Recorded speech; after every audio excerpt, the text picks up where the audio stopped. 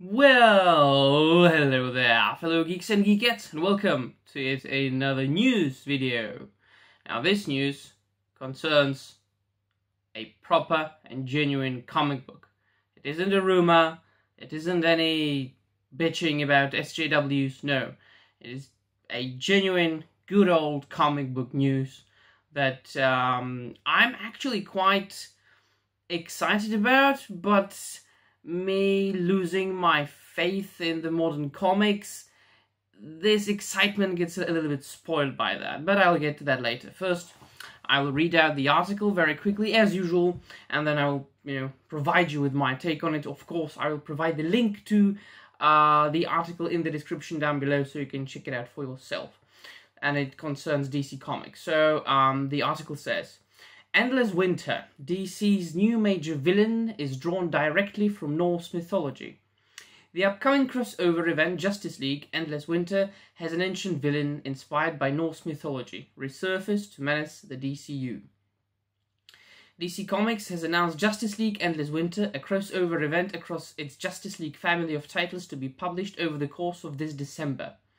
Written by Andy Lanning and Ron Marz, the upcoming storyline has an ancient enemy from the Viking Age known as the Frost King resurfaced to plunge the DC universe in a magical blizzard. The heroes of the DCU's present struggle to learn secrets from the villain's past, including his past confrontation with heroes from his own era.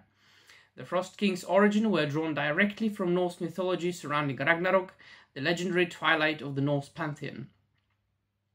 Endless Winter is a reference to Fimbulwinter, which is the Norse legend of the endless winter. Well, not really endless, but a very long winter. Well, never mind. And in Norse mythology, it's 2 years of constant winter before Ragnarok, so we were drawing upon different mythology and continuity, which is brilliant, though, that you get little things popping up like that, Lanning told CBR in an exclusive interview. One of the cool things about this is that we got to create a new villain for the DCU, as such a new threat which has nothing to do with the past continuity whatsoever. Each issue of the 9-part storyline will feature a flashback sequence to the 10th century as the heroes of the Viking Age contend with the Frost King upon his earlier attempt to conquer the DCU. The past confrontation will inform the main story, set during present day as the Justice League attempts to uncover secrets from a millennium ago in Earth's secret yesterday if they hope to save the DCU of today. What goes on in the past very much dictates how this comes back in the present, and I guess we can say that the threat is called the Frost King. How he mistakes in the past dictate how things go in the present, and learning the lessons in the past is what is the necessary function for the Justice League now, Marz added. There are connections to the past that dictate how things go in the present, both for good and for ill. Written by Andy Lanning and Ron Marz and illustrated by Howard Porter, Justice League Endless Winter issue 1 goes on sale December the 1st from DC Comics. Now, what's my take on the entire matter?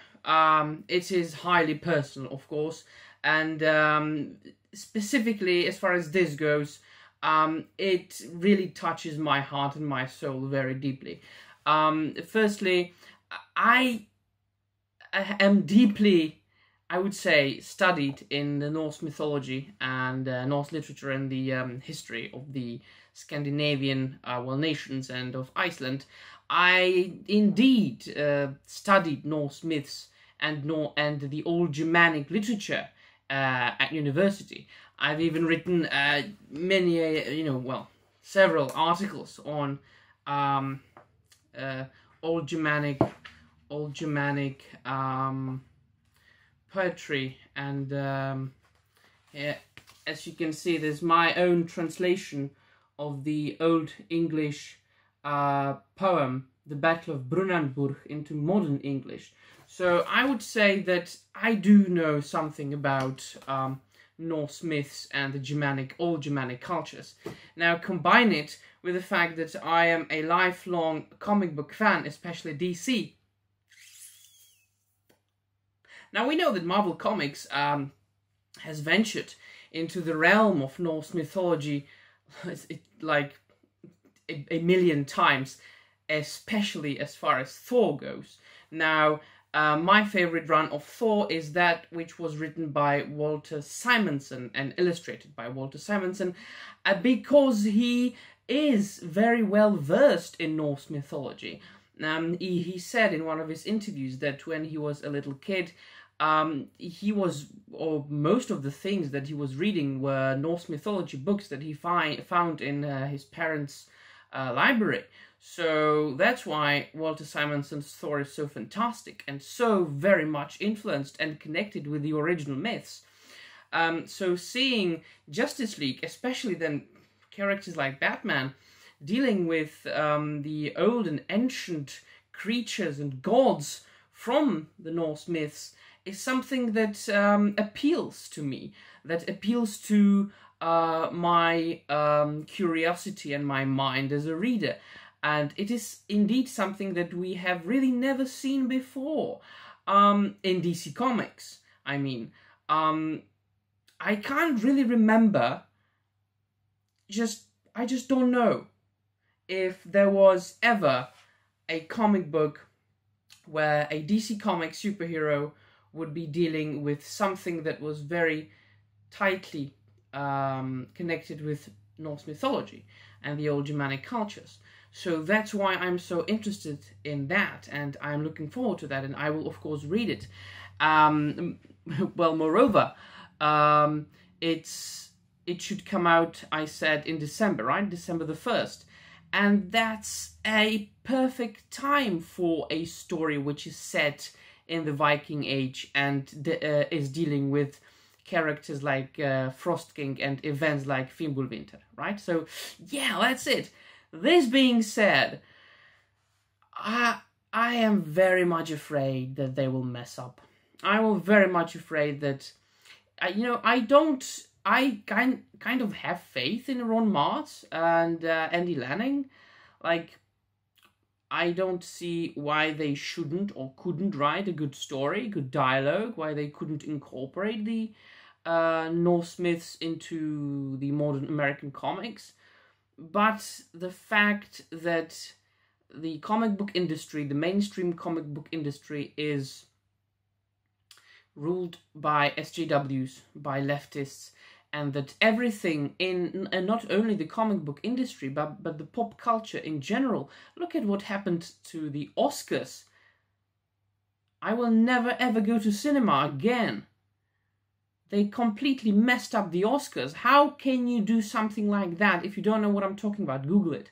Like, you give an Oscar for a best motion picture to the best motion picture because it is that best movie of that year, not because it represents each and every fucking group in the fucking world, not because there are black protagonists and female protagonists and this kind of group and that kind of group and inclusion and representation, and the quality of the flick is put aside.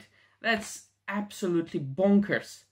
This approach destroyed the comic book industry. Specifically, so far, it has completely annihilated DC Comics. So that's what I'm afraid of. That it will be full of feminist, socialist, leftist, SJW bullcrap, and that this entire thing will spoil the whole experience of the comic book. I'm very much afraid that this will happen. So that's my only problem with this news. I'm looking forward to that, but I'm extremely afraid that they will mess it up so much by the politics, by the socio-political stuff, that it will want to make me vomit. Like the Oscars news made me like really want to...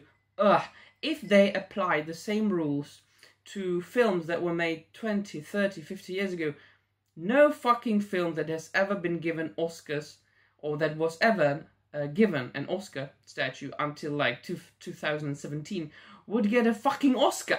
The Lord of the Rings wouldn't get 11 Oscars, The Return of the King, I mean. In one night, they wouldn't fucking be given Oscars. Can you... Well, you know what I mean. You know what I'm talking about. The world has gone topsy-turvy. So yeah, going back to that. We'll see. I love DC Comics, I love Norse mythology, I'm looking forward to this, and we'll see. It's just like 3 months away, so I believe I'll be doing more and more modern comic reviews, but just the ones that I like. I mean, death metal, it's good so far, it's fun. Not every, like, old comic book is good. You know, it doesn't mean that if you know, I love old comics above all.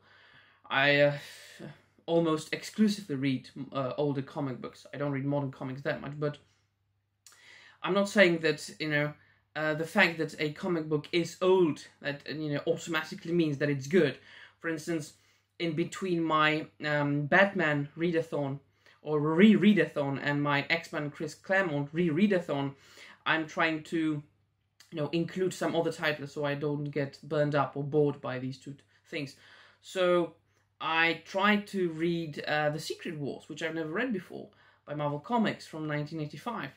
And I started reading it and I was like, oh, I'll try some time other, you know, I try some other time, because it really doesn't compute with me right now. Might have been just the, you know, me being tired, or I don't know. So far, I didn't really enjoy it. It was tiresome. So instead of that, I read or reread All-Star Superman for like the 5th time, and I read it in one sitting, because All-Star Superman is it's such a fantastic read. Well, it's, you know, Grant Morrison. Give me anything by Grant Morrison. Come on, I'll read it instantly, like in one sitting. So yeah, that's about it. DC Comics, Endless Winter, Justice League Endless Winter. I'm looking forward to it, but I'm extremely afraid. So what do you think, my friends, about the Justice League Endless Winter, which should come out in December 2020? Are you looking forward to it? Do you know anything about Norse mythology other than what you've seen in the Thor movies? And are you looking forward to it? Tell me your take on the entire matter, and of course do not forget to subscribe to this crappy channel if you haven't done so already, and dislike this video if you don't like it, or like this video if you like it for some reason. And yeah, that will be all from me. Keep reading, and bye.